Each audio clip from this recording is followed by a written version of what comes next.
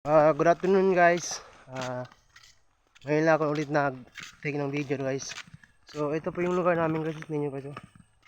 Daming mga puno dito guys. So malapit na yung Christmas guys. Sana madami na yung viewers ko at saka subscribers, followers. Sana pagdating ng panahon mayaman na ako. Ito po yung kasama ko guys. Say hi. Yeah. Hi, may kwento din. Yo, this is kasama guys.